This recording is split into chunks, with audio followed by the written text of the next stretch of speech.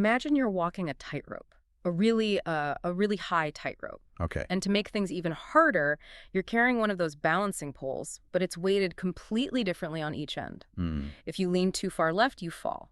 Too far right, you fall. That's basically the daily life of a cardiologist trying to treat a very specific kind of patient. We're talking about a real high-stakes medical balancing act today. It's the perfect analogy. It really is. Yeah. Because the consequences of falling off either side of that rope are, well, they're catastrophic. We're not talking about small side effects here. Not at all. We are talking about a patient with two major competing heart risks that require, completely opposite strategies. On one hand, you have atrial fibrillation, AFib. Right, that's the irregular heartbeat, the one that feels like a fluttering in your chest. But inside, it's more like a quivering of the heart's upper chambers, isn't it? It basically turns the heart into a stagnant pool where blood just wants to clump up. Exactly. And when blood stagnates, it clots.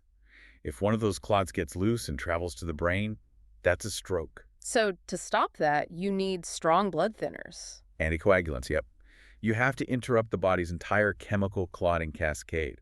But, and here's the other end of that balancing pole, the same patient also has a drug-eluting stent. That's the tiny metal scaffold, the little mesh tube propping open an artery that was blocked. Correct.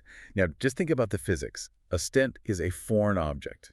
It's metal mesh just sitting inside a blood vessel. So the blood is rushing past it. And when it does, the platelets, the sticky little cells that are designed to plug holes, they get activated. They want to latch onto it. Okay, so you've got two problems. On one side, the AFib is causing clots because the blood is moving too slow. On the other, the stent is causing clots because the blood cells are freaking out about this piece of metal. Precisely. Two totally different mechanisms of clotting. And that's why, traditionally we've thrown the kitchen sink at these patients. Hit it with everything you've got. Everything. For the AFib stroke risk, you give an anticoagulant, in this case a NOAC. For the stent, to protect it from those platelets, you give an antiplatelet drug, like clopidogrel. So you're thinning the blood chemically, and you're making the platelets less sticky. You're just hammering the body's ability to clot from two completely different angles. I'm guessing that means if this patient gets a paper cut, they're in for a rough time. A paper cut or worse. Else a stomach? A stomach ulcer, a nosebleed that just won't stop, or a bleed inside the brain. I mean, that is the massive bleeding risk we're balancing. Right. So the question, and this is really the mission of our deep dive today, is about finding that sweet spot. We're looking at a specific study from South Korea that, well, it challenges this more is better idea. Okay. The question they asked is, once a patient has had a stent for a year, so they're past that initial really dangerous phase, is it safer to just use one drug, or do we really need to keep them on two? So, monotherapy versus combination therapy. Let's unpack it. We've got a stack of data here from a multi-center, randomized, open-label trial. The source material is titled NOAC monotherapy versus combination therapy in stented patients. It's a very dry title for something with really huge implications. This is all about de-escalation. In medicine, we are very, very good at adding medications. We're terrible at taking them away. Before we even get to the results, I want to understand the why a little better. Why was using both drugs the standard for so long? I mean, the bleeding risk seems so obvious. It comes down to fear, pure and simple. Fear of the stent. When stents first came out, stent thrombosis, where the stent just suddenly clots off and causes a massive heart attack, it was a nightmare. A common occurrence. It happened frequently, and it was often deadly. So the guidelines became incredibly aggressive. Hit the platelets and hit them hard. The classic, better safe than sorry. Exactly. But safe for the stent meant unsafe for bleeding. And over time, the stents themselves got better. The technology improved, the metal struts got thinner, the risk of the stent clotting just plummeted.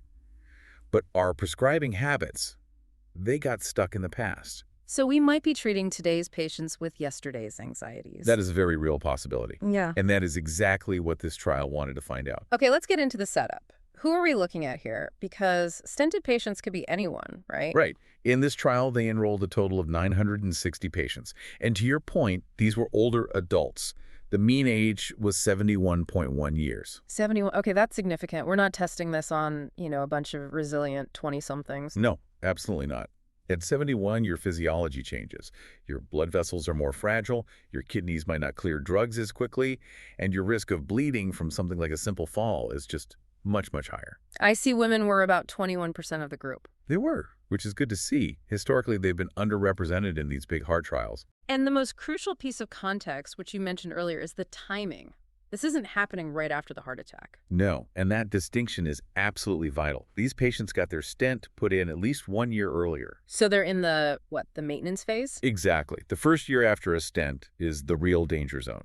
That's when the blood vessel is healing over the metal. But these patients, they've been stable for a year. The inside lining of the artery has likely grown over the stent. It's not bare metal anymore. So, in theory, the platelets shouldn't be so angry at it. That's the hypothesis. Right. But, until you actually test it, it's just a theory. We've been acting out of an abundance of caution for years. An abundance of caution meant an abundance of pills. Okay, so how did they sort these 960 people? It was a straightforward one-to-one randomization. A classic coin flip, basically, to make sure the two groups were as balanced as possible. All right, let's meet the two groups. In one corner, you have Group A, the monotherapy group, 482 patients. They received NOAC, and that's it. And a NOAC is, just to remind everyone, a non-vitamin K antagonist oral anticoagulant, the modern blood thinner. Correct. The newer standard. So Group A just got that one pill. Now, in the other corner, you have Group B, the combination therapy group. Okay. 478 patients. They got the NOAC plus clopidogrel. Clopidogrel, the antiplatelet drug. So Group B is on the belt and suspenders approach. That's a great way to put it. The researchers wanted to see if the belt alone was enough or if wearing both actually, caused more problems by leading to too much bleeding. So what were they counting? What was the primary endpoint, the main thing they were looking for? They're looking for something called net adverse clinical events. It's a composite endpoint. You can think of it as a big bad stuff bucket. What's in the bucket? It's a heavy list. Death from any cause, a heart attack, a clot forming right inside the stent, stroke, and finally, major bleeding or clinically relevant non-major bleeding. So it's basically everything you're trying to prevent plus the main side effect you're trying to avoid? Exactly. It captures the whole picture. If your drug prevents a stroke but causes a fatal bleed, that's not a win. This endpoint forces you to look at the true net value for the patient. Okay, so they followed these 960 people for a year. 1 full year of tracking. Let's get to it. We have these older patients, they're over 70, living with stents and AFib. Half take one drug, half take two. Common sense, or at least that fear-based medicine we talked about, it would scream that taking fewer drugs leaves you vulnerable. That's the intuitive fear, absolutely. Yeah. You're worried that without the clopidogrel, the platelets are going to attack the stent. So did it happen? Did the people on just one drug start having more heart attacks? Did their stents clog up? And this is where it gets really fascinating. The answer is a resounding no. Okay, lay the numbers on us. So looking at that primary endpoint, that bad stuff bucket, let's start with the monotherapy group, the single drug. Yep.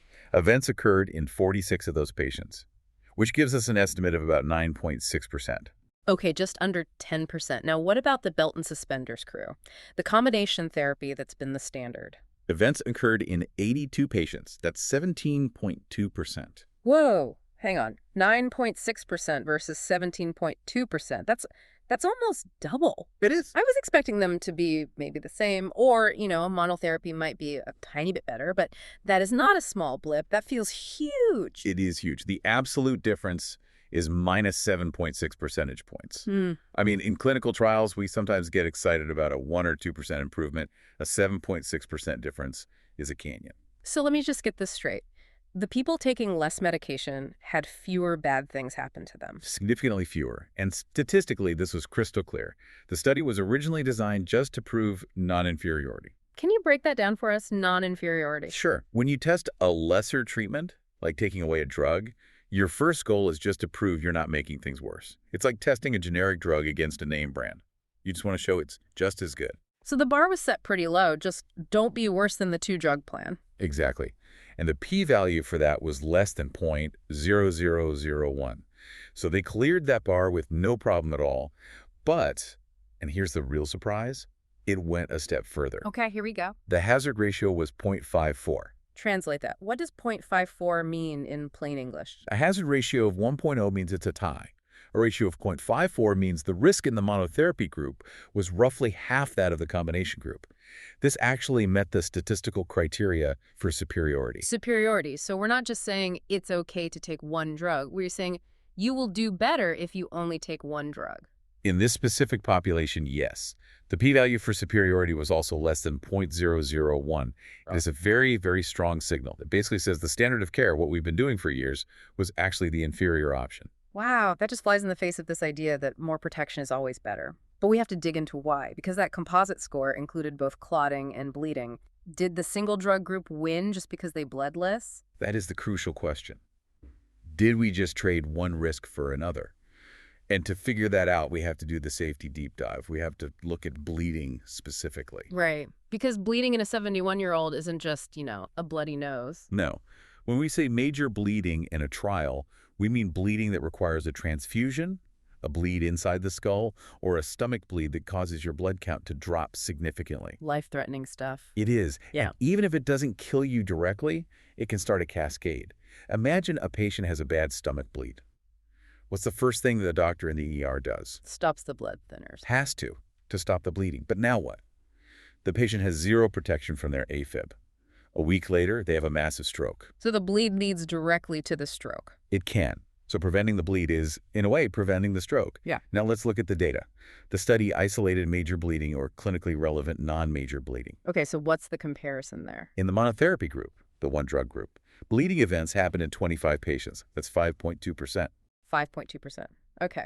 And the combination group? 63 patients. That's 13.2%. Wow. That's more than double. It is. The hazard ratio for bleeding was 0.38. 0.38. So that means you're seeing a massive drop in risk. A massive drop. By just dropping that one extra pill, the clopidogrel, you cut the bleeding risk by more than 60%. And to play devil's advocate one more time, did the monotherapy group pay a price for this? Did they have more stent clots? Because that was the original fear holding everyone back. That's the most important safety check, and the answer is no. There was no significant increase in ischemic events, so heart attacks or stent clots, in the monotherapy group. So the shield, that second drug, it wasn't actually blocking any arrows. At this stage, a year after the stent, it appears that second drug was basically useless for protection, but it was very, very effective at causing bleeding. It's like wearing a heavy fur coat in the middle of July. That is a perfect analogy. Yes. It was essential back in January, right after surgery.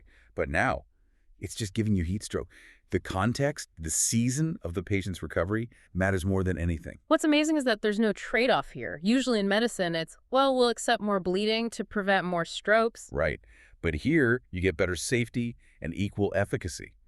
That's the holy grail in these trials. So what does this all mean for the listener? I mean, if you're a patient sitting in a doctor's office, or you're a caregiver for a parent who has a stent and AFib, how does this change the conversation? Well, it empowers a conversation about de-escalation. It gives you the evidence to ask your doctor, hey, it's been over a year since my stent. Why am I still taking both of these blood thinners? And to be really clear, we are not telling anyone to go home and flush their pills. Absolutely not. Oh my gosh, no. Never stop a blood thinner without talking to your cardiologist. There are always exceptions. But for the standard, stable patient, the question is now more valid than ever. It also brings up the whole issue of just pill burden, right? Taking pills is annoying. Taking expensive pills is worse. It's a huge factor. And if you reduce the number of pills, patients are more likely to actually take the one pill that really, truly matters, the NOAC. Plus, think about quality of life. The bruising, the constant worry. My grandfather was on blood thinners, and he looked like he'd been in a fight just from bumping into a table. It makes people afraid. Afraid to move, afraid to exercise. If we can reduce that by dropping one drug, we're not just saving lives, we're improving lifestyles. I want to circle back to one thing. You said this was an open-label trial. Does that weaken the results at all? That means everyone knew who was getting what. It's a good question. In a perfect world, every trial is double-blind. But with strategy trials like this, it's almost impossible. You'd have to give one group a placebo pill. But the endpoints they measured were hard endpoints. Death, stroke, a major bleed. These aren't subjective things like, I feel tired. So while there's a small risk of bias, it's very unlikely to fake a massive reduction in major bleeding. The signal here is just too strong. It is interesting this data came out of South Korea. Does the fact that it was an Asian population change how we should interpret it? That's a nuance we should consider, yeah. We know that some East Asian populations can have a slightly different bleeding profile, maybe a higher risk of certain bleeds. So the benefit of dropping the drug might be even greater in that group. Potentially. But the underlying biology, that a healed stent doesn't need that second drug, that should hold true across populations. And Western guidelines are already starting to shift this way. This trial just adds a massive brick to that wall of evidence. It just really challenges that assumption that more chemical armor is better. Sometimes the armor is just weighing you down. It's a powerful lesson in precision medicine. Treat the patient who's in front of you now, not the patient they were a year ago. Okay, so let's recap this for everyone before we wrap up. We looked at a trial of 960 older patients. They all had AFib and a stent that was at least a year old. The stable phase patients, right? And we compared the old standard combination therapy, so NOAC plus clopidogrel, against the challenger monotherapy, just the NOAC alone. And the challenger won. By a knockout, really. Monotherapy had a net adverse clinical event rate of 9.6% compared to 17.2% for the combination. And that big win was driven almost entirely by a massive reduction in bleeding with no increase in heart attacks or strokes. A greater than 60% reduction in bleeding risk. It's a game changer for patient safety. A fantastic place to leave it. We're always looking for the next miracle drug, the shiny new molecule. But sometimes the breakthrough isn't a new pill. It's the courage and the evidence to stop taking an old one. Well said. Sometimes the best medicine is subtraction. So here's a final thought for you to carry with you. We live in a world where we constantly add things to feel safer. More insurance, more vitamins, more security systems, more medications. But this data suggests that after a critical danger zone has passed, that safety net of extra drugs might be the very thing creating the danger. It forces us to ask, where else in our long-term care or even in our daily lives might we be over-treating out of habit instead of evidence? Are you still wearing a winter coat in July just because it was cold back in January? Thanks for diving deep with us. See you next time.